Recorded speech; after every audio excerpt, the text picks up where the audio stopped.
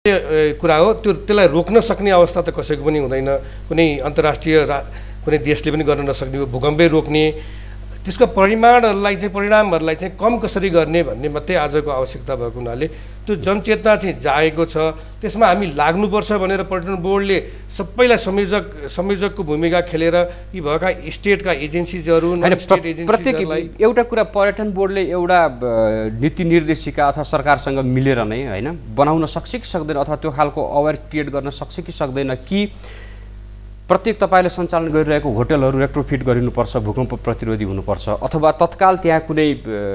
प्रकोप भइहाल्यो भने त्यसको म्यानेजमेन्टको लागि तपाईहरु तयार हुनुपर्छ तपाईहरु ट्रेनिङ लिएर बस्नुपर्छ भन्ने खालको तपाईले नीति निर्देशिका बनाउन सक्नु हामीले सक्छौं नसक्ने हैन सबै भएका स्टेक होल्डरहरूलाई प्राइभेटलाई गभर्नमेन्टलाई ल्याएर एक ठाउँमा फोरम क्रिएट गरेर एउटा निर्देशिका बनाउने त्यसमा हेल्प गर्ने काम सकिन्छ तर यो अहिलेको सरकारको संरचनामै गृह मन्त्रालयमा एउटा यो प्रिपेयर्डनेस सेलै छुट्टै राखेको छ यो अर्थक्वेक सम्बन्धी उ पनि एक्टिभ भइरहेछ हामी उनीहरुसँग पनि सहकार्य गरिरहेछौं अर्कोतिर यहाँ निजी क्षेत्रसँग पनि सहकार्य भइरहेको छ त्यसले त आफूले काम गर्न सकिरहेको छैन 68 को भूकम्पपछि गृहको एउटा सेलले गरेको उद्धार पनि देखियो राहत पनि देखियो त्यो अगाडिको हैन भूकम्पको यो जोखिमकै न्यूनीकरणको विषयलाई नै प्राथमिकतामा राख्नुपर्ने हो राज्यको र गृह मन्त्रालयको एउटा शाखासँग हामीले अपेक्षा राखेर मात्रै पुग्छ जस्तो लाग्दैन हामीलाई हैन यहाँले भनेको कुरा म पनि राजी हो तर आजसम्मको अनुभवले के भन्छ भने अहिले सरले पनि भनिसक्नुभयो अल्टिमेटली यो डिजास्टर मिटिगेसन गर्ने कुरा आयो भने भोलि डिजास्टर भयो भने लुकलाकै कुरा ल्याउन आर्मीले रेस्क्यु गर्नु पर्यो हाम्रो प्राइभेट निजी त्यत्र हेलिकप्टरहरू छन् कसले चाहिँ गर्छ त भोलिन्टरी कुन हदसम्म गर्ने 2-4 फ्लाइट्सहरू चार्टर फ्लाइट चलाउन सकिएला तर सयौं फ्लाइट्सहरू उले फ्रीमा चलाउन सक्दैन त्यो बेलामा स्टेटले नै एउटा जिम्मेवारी महसुस गरेर चलाउनु पर्ने हुन्छ सरकार अगाडि फ्रन्टमा नआएसम्म यो कार्य अगाडि बढाउन निकै गाह्रो छ सरकारको मन्त्रालयको एउटा शाखामा चाहिँ विपद व्यवस्थापन शाखा महाशाखा राखेर यो सबै विपद टरेर जान्छ भन्ने तपाईलाई लाग्छ मलाई लाग्दैन त्यो मैले त्यसरी भने पनि हैन तर अगाडि चाहिँ उनीहरु नै आउनुपर्छ त्यो बेलामा यो कोर्डिनेसनको कुरा गर्दाखेरि पनि सरकारकै यन्त्र सरकारकै मेसिनरीहरुलाई उपयोग गर्नुपर्छ किनभने हाम्रो मात्रै पहुँचले हाम्रो मात्रै कराइले चिचाइले चाहिँ हुँदैन जस्तो लाग्यो मलाई हानको पूर्व अध्यक्ष पनि हुनुभयो हैन हानले के विषयहरु चाहिँ उठाउँछ आफ्नो मात्रै सुरक्षाको कुराहरु आफ्ना मात्रै मुद्दाहरु आफ्नो मात्रै व्यवसाय हैन नाफाको मात्रै कुराहरु उठाइरहे कि अरूलाई दिने सेवा सुरक्षाको कुराहरु पनि उठाउनु भयो डेफिनेटली यो बिजनेस गर्ने मान्छेले आफ्नै मात्रै कुरा उठायो भने किनभने अल्टिमेटली त कन्ज्युमरको र कस्टमरको जसले कुरा उठाउँछ त्यसकै व्यापार बढी हुन्छ त्यो युनिभर्सल ट्रुथ हो मैले खाली मेरो प्रफिटको मात्रै कुरा गर्ने सरकारले खाली ट्याक्सको उठाउने मात्रै कुरा गर्ने रोजगार मान्छेले मलाई रोजगार पाउनु पर्छ मात्रै भनेर पर्यटकबाट अपेक्षा गर्ने तर पर्यटकको लागि चाहिँ के गर्ने भनेर चाहिँ हामीले अफर गर्न सक्दैन भने हाम्रो होटलमा पनि आउँदैन हाम्रो कन्ट्रीमा पनि आउँदैन दुईटा प्रोन अप्रोचमा हाम्रो हुनु पर्यो एउटा कुरा हाम्रो प्रिपेयर्डनेसको र एउटा कुरा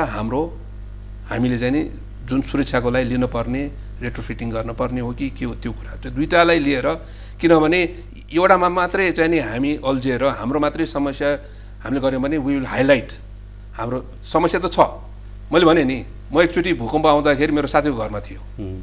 मेरो घर भूकम्प चाहिँ एकदम अर्थक्वेक प्रुफमा मैले बनाएको छु साथीको घर कति होटल सुरक्षित छन् कति होटल सुरक्षित छैनन् त्यसको अनुगमन गरेर त्यसलाई सुरक्षित बनाउन तर्फ हामीले प्रयास गर्ने कि नगर्ने एक्ज्याक्टली त्यो एक पाटो छ भने अर्को पाटो चाहिँ प्रिपेयर्डनेसको अहिले यहाँले चाहिँ धेरै जोडहरू हाम्रो चाहिँ नि यो जुन अर्थक्वेक गयो भने त्यसको प्रिपेयर्डनेस छ कि छैन भन्ने कुरामा हाम्रो फिजिकल फ्यासिलिटिजहरु होटलहरु सुरक्षित छ कि छैन भन्ने प्रश्नमा मैले भने सायद 60% सुरक्षित होला 40% सुरक्षित छैन होला हैन अथवा त्यसको उल्टो होला जे होला हैन त्यसको उल्टो होला सो मेरो विचारमा त्यो ह्यान्डलिङ गर्ने पार्टमा चाहिँ नि इज एक्चुअली एज इम्पोर्टेन्ट त्यो इमर्जेन्सी म्यानेजमेन्टको लागि तपाईहरु आफूहरु अवेयर हुने कि नहुने तपाईहरु एजुकेट हुने कि नहुने तपाईहरु त्यसबाट गाइडेड हुने कि नहुने अवश्य हुनु ट्रेन हुने कि नहुने किनभने अब यो प्रिपेयर्डनेसको कुरामा जुन अहिले वी आर लिटल लेट पनि होला तर इट्स नेभर टु लेट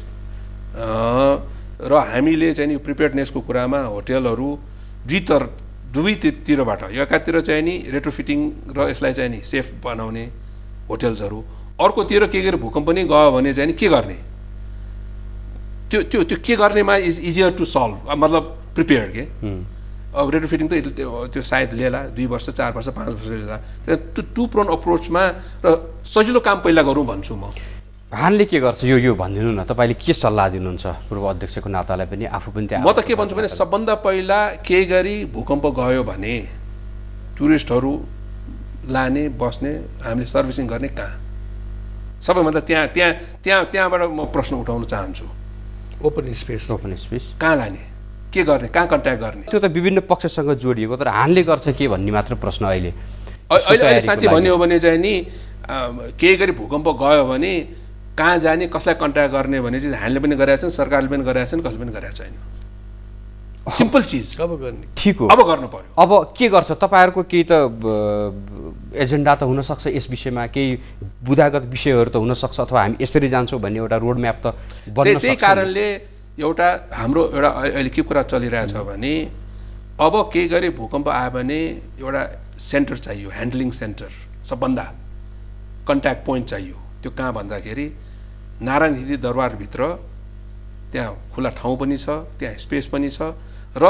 टुरिज्मको एपिसेन्टर त्यही हो त्यसकारण एउटा इस्टाब्लिस गरौँ कि के भयो भने चाहिँ त्यहाँ एउटा डिजास्टर म्यानेजमेन्ट क्राइसिस म्यानेजमेन्ट होइन पर्यटन बोर्डमा भन्दा चाहिँ त्यहाँ होला अनि त्यहाँ आर्मी पनि छ र त्यसको लागि कसरी ड्रिल सुरु गरौँ हामीले सो त्यहाँबाट सुरु गर्यो भने चाहिँ इन्टरनेसनली पनि ओहो ठिक छ नेपाल यो चाहिँ अलि ह्युज लेभलको भयो होइन एउटा होटल सञ्चालकले चाहिँ के गर्न सक्छ अब होटलले आफ्नो आफ्नो तरिकाबाट क्राइसिसको म्यानेजमेन्ट गर्ने त छँदैछ अहिले त केही गरी आगो लाग्यो भने होटल आफैले गरिरहेछ अस्ति ठमेलमा आगो लाग्यो थाहा छैन मलाई पर्यटन मन्त्रालयले के जसलाई पर्यो उसलाई मात्र जस्तो भयो होइन त्यति मात्रै हो आफ्नो आफ्नो क्राइसिस आफूले ह्यान्डल गर्ने किसिमको भइरहेछ त्यसै कारण चाहिँ नि यो अब यसलाई यो जुन क्राइसिसको ह्यान्डलिङ एउटा मेकानिजम अब त्यो इन्डिभिजुअललाई छोडिदिने हो भने आफूले तरकारी गर्छ अब होटलमा आगो लाग्यो अब त्यो आगो लाग्यो भने पर्यटन मन्त्रालयले अब त्यो प्राइभेट हो त्यो मेरो जिम्मा होइन भनेर बस्ने कि के गर्ने सर इन्डिभिजुअललाई छोडिदिने मेरो विचारमा होइन त्यसरी पनि हुँदैन किनभने मेरो विचारमा चाहिँ सबभन्दा पहिले एउटा मापदण्ड सरकारबाटै बनेर आउनुपर्छ एउटा मापदण्ड अनुसार सबैले त्यसलाई एक्जिक्युट गर्नुपर्छ त्यो गरिसकेपछि अहिले उहाँले भनेको सेकेन्डरी अप्सनमा जाने भयो अब भइसकेपछि के गर्ने भन्दाखेरि त्यसलाई after math of the earthquake चाहिँ कसरी रेस्क्यु गर्ने भन्ने कुराहरू चाहियो त्यस पछाडि बिजनेस कसरी रन गर्ने भन्ने कुरा चाहियो यसका यी स्टेप्सहरूलाई फलो गर्नुपर्छ जस्तो लाग्छ यहाँले भने जस्तो यो एकजना एउटा संस्थाले मात्रै गर्न सक्ने होइन यो यसमा प्राइभेट सेक्टरका पनि आफ्ना कुराहरू राख्नु पर्यो उहाँहरूले फलो गर्ने मापदण्डहरू पनि उहाँले नै सुझाव दिनु पर्यो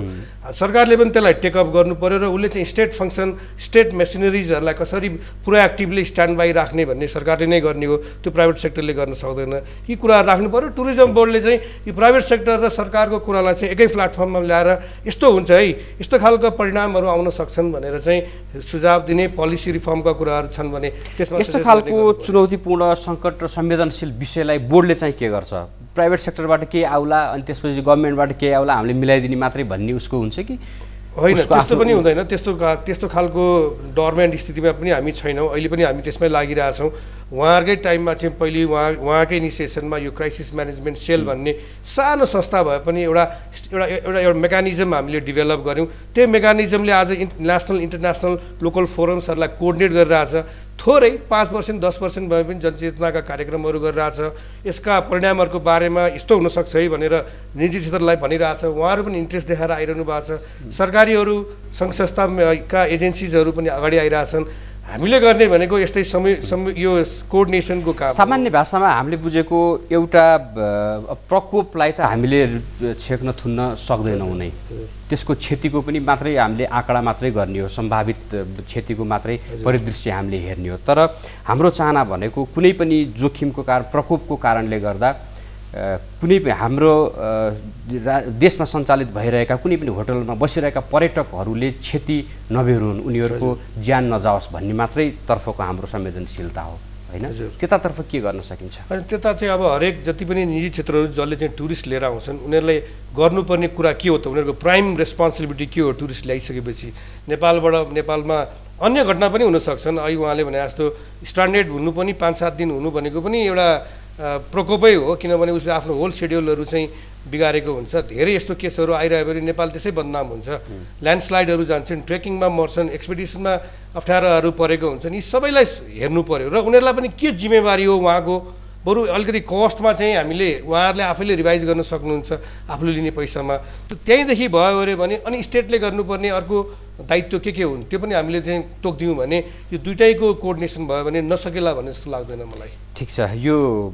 विषयलाई अब होटल व्यवसायीहरूले हानले चाहिँ कसरी लिन्छ, उसका प्रतिबद्धताहरू के हुन्छन्, यसतर्फको संवेदनशीलतालाई बुझेर बोर्डले के गर्छ, अहिले आएको समीक्षालाई लिखित प्रतिबद्धताको रूपमा हामी लिन्छौँ। तपाईँहरूले यो विषयलाई कति प्राथमिकतामा राख्नुहुन्छ र यसको क्षति न्यूनीकरणको लागि तपाईँहरूले खेल्ने भूमिका चाहिँ के हुन्छ, यो विषय लिखित रूपमा हामी लिन चाहन्छौँ।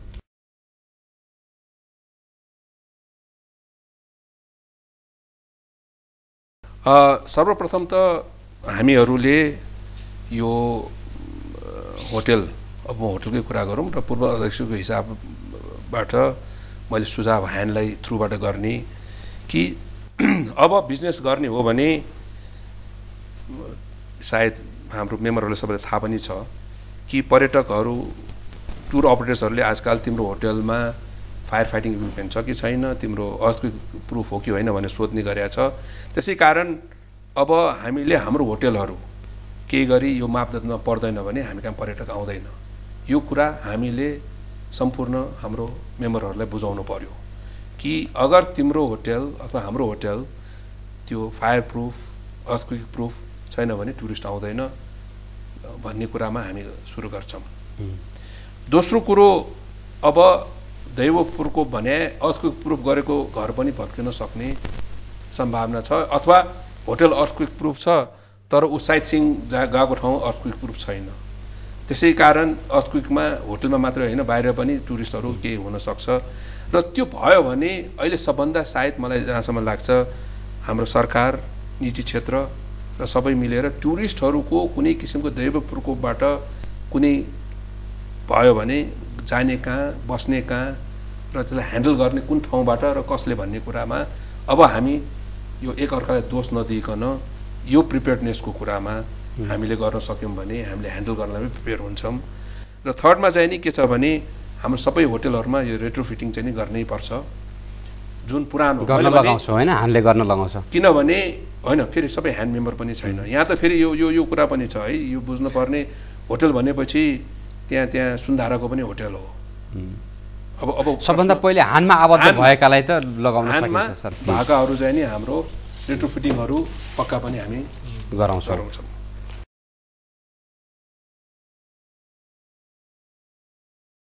यो मैले चाहिँ दुई किसिमले लेखेको छु। एउटा संस्थागत रूपमा चाहिँ एउटा पर्यटन बोर्ड चाहिँ निजी सरकारी साझेदारी संस्था भएकोले यसको परिणामलाई न्यून गर्नको लागि यो सङ्कटवाला जति पनि क्षेत्र छन्, सरोकारवाला छन्, तिनीहरूलाई एक ठाउँमा ल्याई समसामयिक मापदण्ड कस्तो बनाउन सकिन्छ भन्ने गृह कार्यमा हामी अगाडि लिड रोल लिन सकिन्छ। र व्यक्तिगत रूपमा म आफै एउटा क्राइसिस म्यानेजमेन्टको सदस्यसिप भएको नाताले पनि यस्तो प्रकोपहरू हुँदाखेरि कसरी जनचेतना जगाउने, कसरी यसका माध्यमहरूलाई न्यूनीकरण गर्ने भन्ने खालको कुरामा चाहिँ व्यक्तिगत तर्फबाट पनि यस्ता प्रोग्रामहरूमा र यस्ता मापदण्ड बनाउन तथा सरकारलाई निजी क्षेत्रलाई सहयोग गर्न तत्पर रहनेछु भन्ने लेखेको छु। हस्, धेरै धन्यवाद। अब कुनै पनि प्रकारको प्रकोपबाट कुनै पनि पर्यटकको कुनै पनि आर्थिक भौतिक क्षति नहोस्, आन्तरिक बाह्य पर्यटकको, यति मात्रै हाम्रो चाहना हो। यतातर्फको यहाँहरूको पहल कदमी र प्रतिबद्धता कार्यान्वयन तहसम्म जाओस्। यो समयको लागि, संवादको लागि धेरै धन्यवाद। धन्यवाद, यहाँलाई पनि धन्यवाद। हस्, यो सँगै आजको लागि टक अफ द टाउनको निर्धारित समय सकिएको छ। अर्को साता अर्को सुरक्षित र सभ्य सहरको अर्को बहस उठान गर्ने गरी हामी उपस्थित हुनेछौँ। सम्पूर्ण युनिट सहित म सुनिल पनि आज्ञा चाहन्छु। नमस्ते। Talk of the town.